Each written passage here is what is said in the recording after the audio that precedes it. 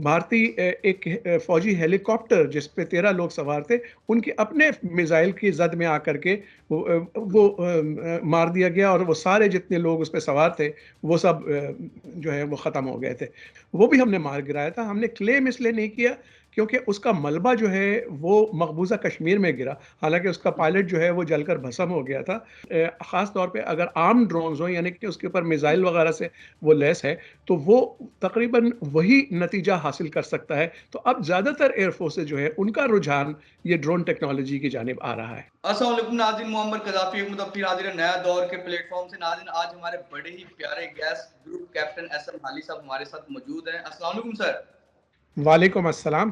Sir, अभी जो recently आपने देखा है, परसों एक वाक़या हुआ है इंडिया में, इंडिया के गुजरात में, और वहाँ क्रैश हुआ है जो जेट था, तैयारा था। इसको आप कैसे देखते हैं? किस तरह देखते हैं और ये कैसे हुआ है? देखिए, जो असल वजह है क्रैश की वो तो कोर्ट ऑफ इंक्वायरी के जब उसका नतीजा सामने आएगा तो पता चलेगी। फिलहाल जो है भारतीय फ़ज़ाइया ने जो बयान दिया है उसमें उन्होंने कहा है कि ये तकनीकी ख़राबी थी। लेकिन जो मुझे नज़र आता है, पहली तो बात ये है कि ये नाइट फ्लाइंग हो रही थी, और नाइट फ्लाइंग में काफ़ी स्ट्रेस होता है पायलट्स के ऊपर, तो इसमें अगर ज़रा सी भी गलती हो जाए तो क्रैश हो सकता है। दूसरी वजह यह है कि ये जैगुआर तैयारे तकरीबन 3 दहाई पुराने हैं, और भारत की जो इस वक्त इन्वेंट्री है वो कम से कम 10 स्क्वाड्रन की कमी उनके यहाँ है, क्योंकि उनके बेशतर तैयारे जो है वो पुराने हो चुके हैं। वो कोशिश में है नए तैयारों की, लेकिन वो अभी तक आए नहीं है। फिर वजह होती है क्रैश की मौसम की खराबी की वजह से, और उसके अलावा ये कि अगर मेंटेनेंस उनकी कमज़ोर हो। तो भारत के अंदर अगर आप मवाजना करें भारतीय फ़ज़ाइया का और पाकिस्तान फ़ज़ाइया का, तो भारत का तनासुब कहीं ज़्यादा है जहाँ क्रैश होते हैं, और उसकी बेशतर वजूहात ये हैं कि उनकी मेंटेनेंस भी थोड़ी कमज़ोर है, और थोड़ी उनकी महारत के मामले में मैं कहूँगा कि पाकिस्तानी फ़ज़ाइया जो है वो उनसे आगे है। बिल्कुल सर, वहाँ के जो दिफाई तज्ज़ियाकार हैं इंडिया के, उनका ये भी कहना है कि ये शायद नाक़िस पॉलिसी नरेंद्र मोदी की है, जिसकी वजह से उनकी जो ये फ़ज़ाइया की ये जो चीज़ें हैं, इनमें इतनी वो टेक्निकल हर तरह से नाकामियाँ नज़र आ रही हैं। आप ये भी देखिए, समझते हैं गवर्नमेंट की भी नाकामी है?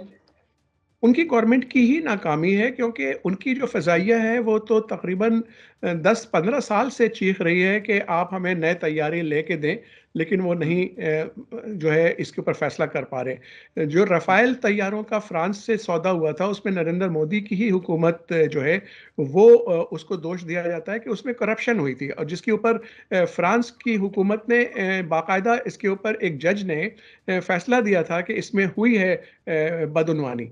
अच्छा, अब उसके बाद एक और उनके यहाँ मसला ये है कि काफ़ी ज़ोर दिया जा रहा है कि उनके जो डीआरडीओ है, जहाँ पे भारतीय साख्त के तैयारे तैयार किए जाते हैं, और उसमें सर-फ़हरिस्त है तेजस। ये तकरीबन हुँ। 30-35 साल से ये तैयारा तैयार हो रहा है, लेकिन इसके अंदर इतनी खराबियाँ हैं, और कोशिश की जा रही है कि उसको भारतीय फ़ज़ाइया में शामिल कर लिया जाए। चंद एक तैयारे शामिल हुए भी हैं, लेकिन वो इतना नाक़िस है कि वो तैयार होने से पहले ही वो ऑब्सोलीट हो चुका है। जी, बिल्कुल। अच्छा सर, आपका खुद भी तजुर्बा रहा है, इस फ़ील्ड में आपने काम भी किया है। आप क्या समझते हैं, अगर एक किसी भी मुल्क की एयर फ़ोर्स के अंदर इस तरह के लगातार वाक़यात हों, मतलब कि 3 वाक़यात इस महीने के अंदर हुए, तो क्या मोराल होगा? किस तरह देखेंगे आप किसी भी फ़ोर्स को? देखिए, उनका तो मोराल पहले ही बहुत डाउन है, और हुँ, उसकी मेन वजह यही है कि जो पायलट्स हैं वो तो अपने तैयारों को कहते हैं कि ये फ्लाइंग कॉफ़िन्स हैं, यानी कि ये बाकायदा ताबूत है कि हमें इसके ऊपर हुँ। भेजा जाता है और क्रैश हो जाता है, और हमारे जो है मौतें वाक़ई हो जाती हैं। इस वजह से काफ़ी उनके यहाँ सरासिमगी है, और चूँकि नए तैयारे नहीं आ रहे हैं तो इसलिए भी वो लोग बहुत परेशान हैं। उनका मोराल बहुत लो है। बिल्कुल। अच्छा सर, आप क्या समझते हैं, क्या यही वजह बनी थी, वो जो अभिनंदन वाला लास्ट वाक़या हुआ था, वो भी क्या इसी तरह की वजूहात हैं कि इनकी एक नाक़िस पॉलिसीज़ हैं? दूसरी आप किस तरह देखते हैं पाकिस्तान वर्सेस इंडिया की एयर फ़ोर्स को और इन सब चीज़ों को? देखिए, वो तो 2019 की बात है।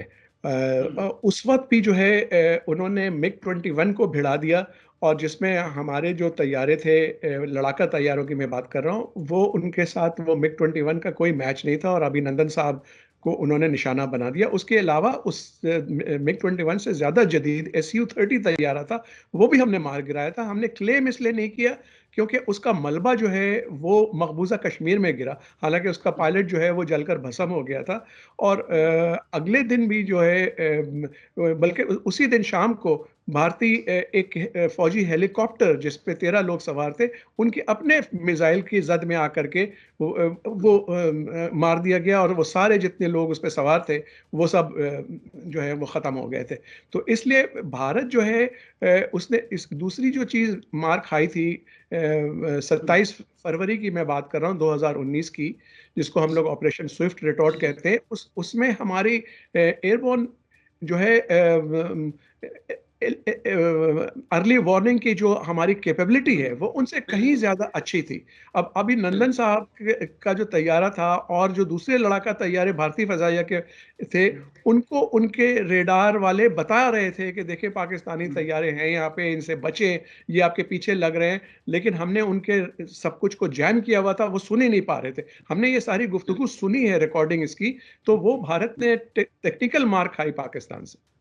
बिल्कुल, बिल्कुल। अच्छा सर, एज़ जिस तरह आप ग्रुप कैप्टन भी हैं, आप अगर कंपैरिज़न करें दोनों कंट्रीज़ के एयर फोर्सेस का, तो आप क्या समझते हैं पाकिस्तान की कौन-सी साइड स्ट्रॉन्ग है और पाकिस्तान किन चीज़ों में स्ट्रॉन्ग है? और इंडिया कौन-सी चीज़ों में स्ट्रॉन्ग है और कौन-सी चीज़ों में वो नाअहल है या उनकी वो चीज़ें नहीं है प्रॉपर?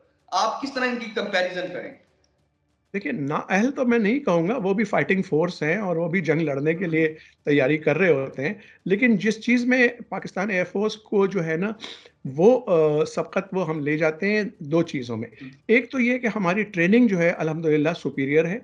दूसरे ये हुँ, कि जो हमारी मेंटेनेंस है वो बहुत बेहतरीन है। हमारे तैयारों को ये बिल्कुल फ़िट करते हैं। अच्छा, तीसरी हुँ, बात जो है, जो कि जिसमें वो मार खाते हैं, अल्हम्दुलिल्लाह हमारे पास जज़्बे-ईमान है, हमारे जो पायलट हैं हुँ। और हमारे जो इंजीनियर हैं, जो टेक्नीशियन है, एयर डिफेंस कंट्रोलर है, जज़्बे-ईमान से सरशार हैं और वो अल्लाह का नाम लेकर के शुरू करते हैं और ये चीज़ हमें अल्हम्दुलिल्लाह अल्हम्दुलिल्लाह फ़तह-नुसरत की जानिब ले जाती है। बिल्कुल। अच्छा सर, जिस तरह ये अब जो जेट जंगी तैयारे थे, इनमें मैन पावर की भी ज़रूरत होती है, ट्रेन भी करना पड़ता है। लेकिन अब बड़ी ही एक न्यू टेक्नोलॉजी आ गई, जो अमेरिका तो बहुत दिनों से यूज़ कर रहा था इसराइल, वो है ड्रोन टेक्नोलॉजी। इस ड्रोन टेक्नोलॉजी को आप कैसे देखते हैं? और पाकिस्तान ने अभी रिसेंटली भी 1-2 जो इवेंट्स हैं, उनमें वो ड्रोन टेक्नोलॉजी यूज़ की और बड़ी कारगर साबित हुई है। इसको आप कैसे देखते हैं?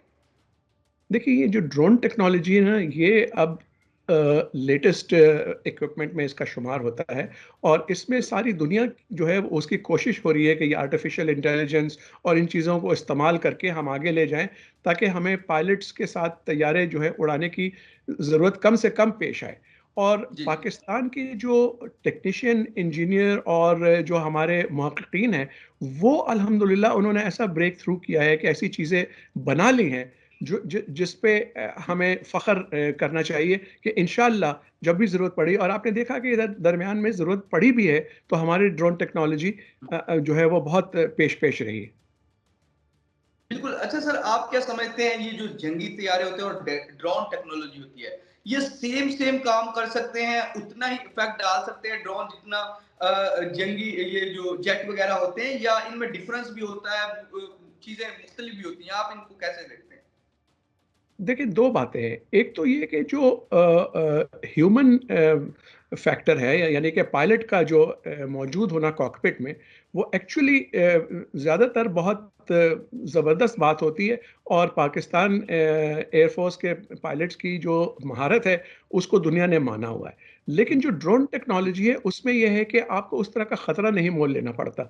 तीसरी बात ये है कि जो ड्रोन टेक्नोलॉजी इस्तेमाल हो रही है, उसमें जो उसका ऑपरेटर है, वो अपने घर पे बैठे हुए महफूज तरीके से उसको उड़ा रहा है और उसके बाद फिर ख़ास तौर पे अगर आर्म ड्रोन्स हों, यानी कि उसके ऊपर मिसाइल वगैरह से वो लैस है, तो वो तकरीबन वही नतीजा हासिल कर सकता है। तो अब ज़्यादातर एयर फोर्सेस जो है, उनका रुझान ये ड्रोन टेक्नोलॉजी की जानिब आ रहा है। ठीक है। बिल्कुल, आप समझते हैं कि अब जो नया दौर आ रहा है, इसमें ड्रोन टेक्नोलॉजी की बड़ी अहमियत बढ़ जाएगी, और हमारा पाकिस्तान ड्रोन टेक्नोलॉजी में आप क्या समझते हैं कहाँ पे खड़ा है? और किस तरह के हमारे पास इक्विपमेंट है ड्रोन टेक्नोलॉजी के हवाले से?